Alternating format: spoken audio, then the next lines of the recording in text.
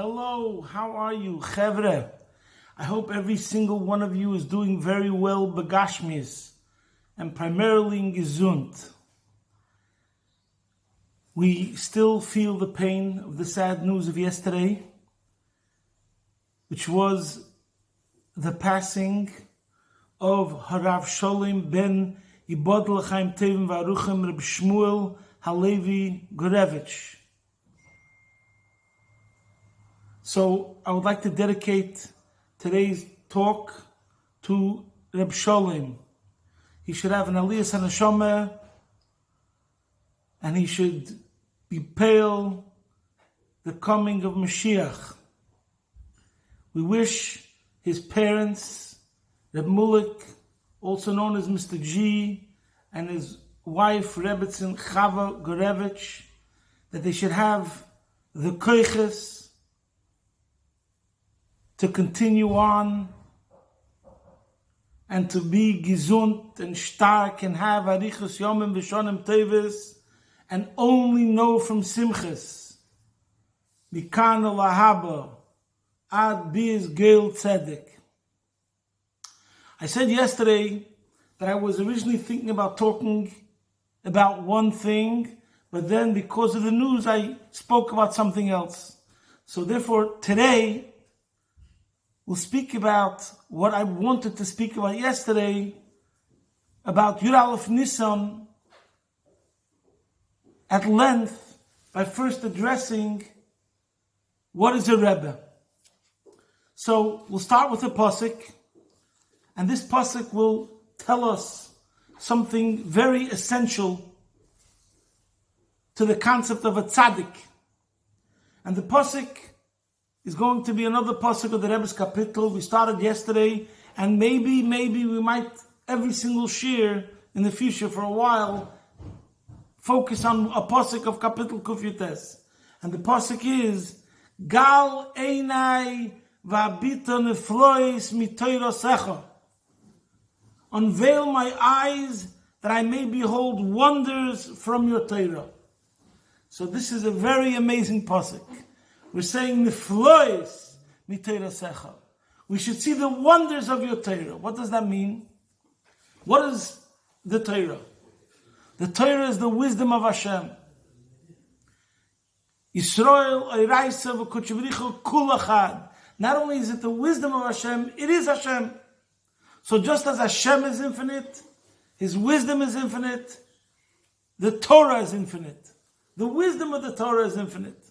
So we're talking about a human being, a Jew, who's sitting and learning Torah, and he requests of Hashem that we should understand what we're learning, what we're studying, but not only that, we should reach the level which in Torah, which is already really, in a certain sense, infinite, we should see the wonders of your Torah. Because Torah has secrets, Torah has what's called Rozei Torah, Soides HaTorah, the Kabbalah. So when we dive into Hashem, what we're asking for is to appreciate the wonders of your Torah. What does wonder mean? Wonder means something that's mysterious. It remains a wonder. In other words, you can't just put it into a box, tie it, seal it, and done. No. It remains elusive. It remains beyond. But we appreciate certain aspects of it, but still it's a marvel. And that's what it means, the wonders of the Torah. So, let's go to the Rebbe. What is a Rebbe? It has been said that a Rebbe, a tzaddik, is a Torah. Except we have a Torah of ink on parchment, and we have a Torah of flesh and blood. So what is the Rebbe? What is the tzaddik? The personification, the embodiment of the totality of Torah. Therefore, by Chabad, our leaders, our Rebbes, it wasn't only about holiness, kedusha, or tzidkus, piety. It was about knowledge of Torah also. Why? Because since Yisrael, Oiraisa, v'kuchebricha kulachad, so that means that if this person is the ultimate Jew, in other words, his neshama is completely shining and expanding and illuminating in its full glory, so to speak, so that person whose neshama in him is in such a state would be totally one with the Torah in its fullest state and with Hashem, connected and united at the highest level. So therefore, the leaders of Chabad, who were total tzaddikim, absolute tzaddikim, so therefore, they obviously also had to be Torah giants, to have learned all parts of Torah. Pshat, Remez, Drush, Sod, the entire Talmud, Bavli, Talmud Yerushalmi, etc., etc., etc. So now let's talk about the Rebbe. I feel like I am a worm talking about Einstein, and I'm a speck of dust, offer, and the Rebbe is much, much greater than Einstein. But still, nevertheless, as a student of the Rebbe, as a chos of the Rebbe, and in order to convey to others what it felt like to be by a farbrengen of the Rebbe and hear when the Rebbe spoke about Torah, so let me try a bit to convey some of the excitement and some of the wonders. Niflאות. So let's imagine, last Shabbos was Shabbos Parshas Tzav. I was a student in 770, in the early 80s to the late 80s, but I was by farbrengens before. So on an average, let's say Shabbos in the 80s, Midas Shabbos b'Shabbatay, every Shabbos in, every Shabbos out. So you could already predict what was going to happen by the Rebbe's talks, by the Rebbe's farbrengen. So let's say there would have been a farbrengen last Shabbos, Parshas Tzav. So it was Parshas Tzav, Shabbos HaGodel, Yud Nissan. It was the Shabbos before Yud Alef Nissan and Yud Gimel Nissan. Yud Alef Nissan, the Rebbe's birthday. Yud Gimel Nissan, the Yortzeit of the Tzemach Tzedek, the third Lubavitcher Rebbe. And it was Tavshin Pei, the year of Tavshin Pei. So the Rebbe would start the farbrengen and say, it's Shabbos Parshas Tzav, and it's Shabbos HaGodel, and it's Yud Nissan. And he enumerate all these details, 1, 2, 3, 4, 5, 6, 7 details that I just mentioned. And he started by saying, we have to understand the connection between all these 7 things. And each one by itself has to be understood. And how even one of any of these 7 would be connected to another one of any of these 7 has to be understood. And then all the more so, all these 7 things together, coming together at one time, what is the central theme of all these things? What is the central inner dimension of all these things? And what is the connecting thread that runs through all these things? So here I am, a 19-year-old or a 20-year-old or a 25-year-old, sitting with a crowd, with scholars, Rosh Hashivas, big mystics, big thinkers, and the regular people, so to speak, the laymen. And the Rebbe starts getting into it. And he'll talk for the first 30 minutes about what does Tzav mean. And by the way, that's another thing. The whole dimension of the name of the Parsha. There were Torah commentators, Torah giants, for 3,000 years, since the Torah was given. Nobody spoke about the name of the Parsha of the week and talked about the lesson that we have to take from the name. So here we have 3,000 years of Torah scholarship, and then we have the Rebbe who comes along and he adds a whole new dimension, the name of the Parsha, which is like, it's something that's classic. It relates to everyone. Every single person sitting over there walks away, wow, Tzav, what does Tzav mean? And how does it relate to me? What message is it speaking that inspires me and touches me to the very core? That's only one aspect. So the first talk is about Tzav and Shabbos HaGodel. Then he starts the next talk. We just only explained 2 dimensions, Tzav and Shabbos HaGodel. What about the fact that it falls in Tavshin Pei?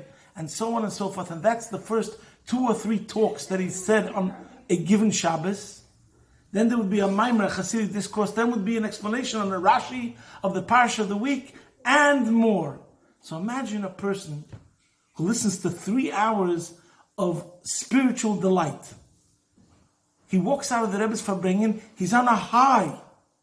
He looks at the world differently. Before he looked at the world, and you know what? I walk out in the street, And I see cars going here, cars going there, red light, green light, buildings, billboards, skyscrapers, streets, houses, physicality, mundane. Or I listen to the tzaddik talk, and he shows the connections between everything, and I see divinity. I see godliness. I see how God is in my life, and how God is in all these interconnecting details that's happening right now in the calendar. What's a job description of the tzaddik? What's a job description of a Rebbe? His whole job description is that when we study Judaism or about God, and we study it from a book, it's just words on a paper. But imagine you have a tzaddik who not only demonstrates the words in the paper and make it clear to you, but he actually picks it up and demonstrates it. He says, you know what? I can show you God on this table. Just look properly. And he shows you God on the table. That's what happened every single Shabbos when we were listening to the Rebbe talk and connecting all these things. And we saw godliness. We saw it. Like, in other words, it became reality. You walked out of farbrengen, you felt you were being enveloped in a higher reality. And that's the whole purpose. Like it says in the verses many times, A Torah solodas, ki avayo elikim einid movadei. The whole purpose is that a Jew should work on himself, that he doesn't see the facade, he doesn't see the veil, he doesn't see how the world is a cover-up of godliness, but he actually sees how the world is proof of godliness. And this is what the Rebbe did and brought out constantly all the time. And that's what the Rebbe's job is. Re'ei anoichi. And the pasuk says that a Jew will come to the time, and this is what we're working forward towards to ayin va'ayin Yirahu. A Jew should see eye to eye. Look at the world the way Hashem wants us to see the world, through Hashem's lens, which is that the Eibishter is everything. Spirituality, godliness, divinity. So, there's a story, everyone loves to say Rebbe stories, but I think there's one story that I think brings out this point that we're talking about, how this is what was one of the wonders of the Rebbe. The Rebbe takes the drop of water that you look at and you think it's only a drop of water, and then a scientist comes to you and says, you think it's a drop of water? It's electrons, protons, neutrons, atoms. And then you have the tzaddik who says, it's not water, it's not a drop, it's infinity, it's godliness, eined mulvadoi. And the beauty of it is that it's how a drop of water remains a drop of water and is still total infinity. Hashem himself. So there's a story, a very amazing story. You'll have to forgive me that I'm going to read it a bit inside, because you have to hear the words of the person who says the story himself. And this is a story of Dr. Professor Velvel Green, who was a scientist. And in the 60s and 70s, he worked for NASA, and he was head of the space biology program. So he once went into Yechidus, and the Rebbe asked him if it's possible for him to read some of the reports that Professor Velvel Green would write to NASA. He worked for NASA. He had a laboratory, and he wrote reports, and he had to report the findings to NASA. So the Rebbe said, can I read some of your reports? And the Rebbe added, if they're not classified. So, these are the words of Professor Green. I told him that there were many unclassified documents, but I asked the Rebbe, why should the Rebbe want to read this? I mean, most of it is preliminary. We haven't actually been to Mars yet, which is doing experiments to plan for the Martian trip. And what we're doing is just normal bacteriology. It's not very exciting. And the Rebbe says, let me decide that. Anyways, he forgot about it. The Rebbe reminded him. I'm making a long story short. So he finally assembled a pile of unclassified documents, 3 or 4 thick folders from different years, a substantial amount, and he sent it to the Rebbe. And most of the content described what we thought the Martian environment might be like. They were trying to simulate, duplicate what sort of environment, space would be on Mars, was like on Mars. And it was straight laboratory work. I had a big group of microbiologists working for me, generating mounds and mounds of reports, which we would send to NASA. But until we actually landed on Mars and took samples, everything we were doing was speculation. And he says these words: nothing we were doing had any relevance to anything. This is the scientist, the one who wrote the reports to NASA, who's a world-class scientist, a top scientist working for NASA. At that time, there was the space race, and America was investing billions of dollars. And this is the top scientist, and in his field, he's writing reports, and he himself says nothing we were doing had any relevance to anything. Okay, he gave the reports to the Rebbe, and the next time he was in Yechidus, the Rebbe tells him, there's something I'd like to bring up. Obviously, it's because I don't understand your work, but it seems to me that there's a disagreement between something you wrote in one place about bacteria on Mars and what you wrote in another report several years later that describes the same experiment. And he named the volume. The Rebbe named the volume, which volume he had read one thing and where there was a discrepancy. In the first place, you say that these bacteria would grow there, and in the second, you say that they wouldn't, they can't. So the Rebbe read through a couple of volumes of research, of reports, and he found a question, a contradiction. So Professor Green told the Rebbe, I couldn't remember, I don't remember what you're referring to, but I'll look it up. When I went home, I dug out the reports and I read them, and of course the Rebbe was right, there was a discrepancy. So then the next time I went to the Rebbe, I told the Rebbe with regard to the discrepancy, the Rebbe was right. What I said here, I didn't say there, simply because I made a typographical mistake, a typo, and I'm going to correct it. And then the Rebbe said, thank you. You make me feel better. I don't like contradictions in science. And he used the word stiris. I don't like stiris. I don't like contradictions. I don't like discrepancies. That's the story as far as today's shir. So you think to yourself, this is a small story, this is a little story. No, this is a profound story. It's a statement about a Rebbe. It's a statement about God. It's a statement about a Elokus. Judaism, the Torah, a Rebbe don't like discrepancies, don't like contradictions. Here is the scientist who says that what he wrote in the reports was nothing we were doing had any relevance to anything. And it's all speculation. And here's the Rebbe who can't sleep at night because there's a contradiction from one report to another report written years apart about things that have no relevance to anything. Of course they do have relevance because everything has relevance.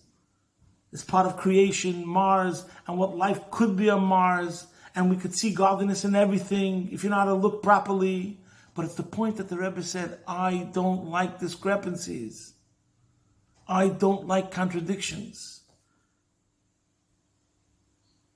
And it's amazing how in this case, like we said before, he himself forgot about this discrepancy. The writer, the author himself, the scientist, wasn't bothered by this discrepancy.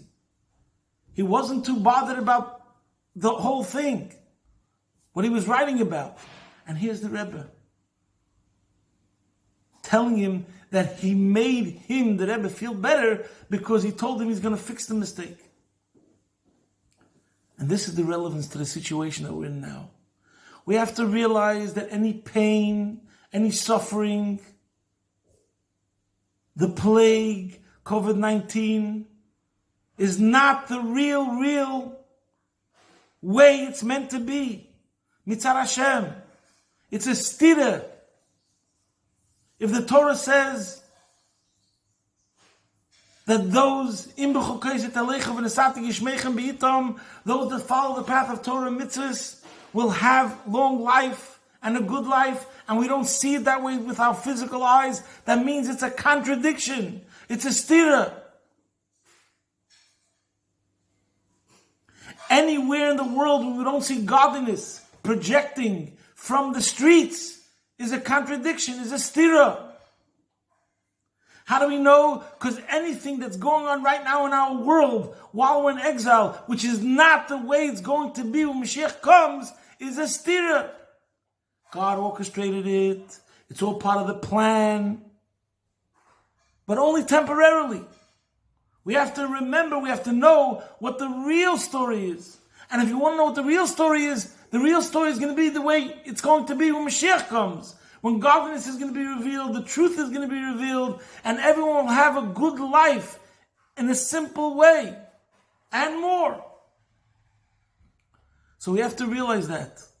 Why is God making the concealment and the cover-up seemingly even more, like we said once before?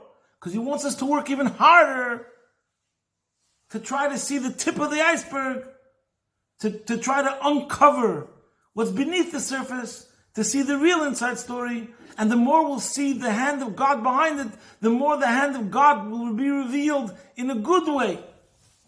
So this is our request today. Number one, I'Inai ואביטה נפלאות מתורתך. We should see the wonders of the Torah and try to stay in a state of wonder at all times, swimming in the infinity of the Torah. I'Inai ואביטה נפלאות מתורתך. We should see Mirz Hashem with the coming of Moshiach, the Rebbe in the flesh, farbrengen and elaborating for hours and hours on end, showing us connections, taking us places we never went before, and appreciating the delight and in the essence of the infinity of the Torah and Hashem. And I'Inai ואביטה נפלאות מתורתך, we should see the wonders that are going to come our way, Mr. Hashem, with the Gula Amitis Vashlema.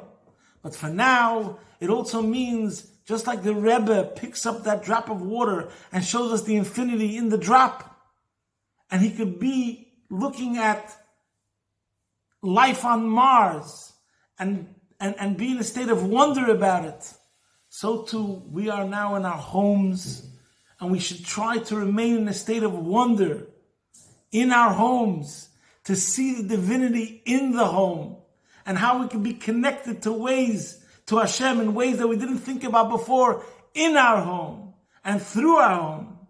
V'osu li migdosh v'shechanti b'soicham b'soich kol echad v'yechad. That's part of our ingenuity and loyalty and devotion to Hashem. That I'Inai ואביטה נפלאות מתורתך, even when you're sitting in your living room table, opening up a sefer and marveling at the wonder of the Torah, you're connecting to the Eibush on a very deep level. And the Eibush should help that we should see the wonders on every single level, the truth and goodness on every single level, the Gashmias, in the spiritual worlds, in the physical world. Everything should be good on every single level, physically and spiritually together equally. Broadcasting from my home, Be'ez Hashem Yisbarach, your man in Melbourne.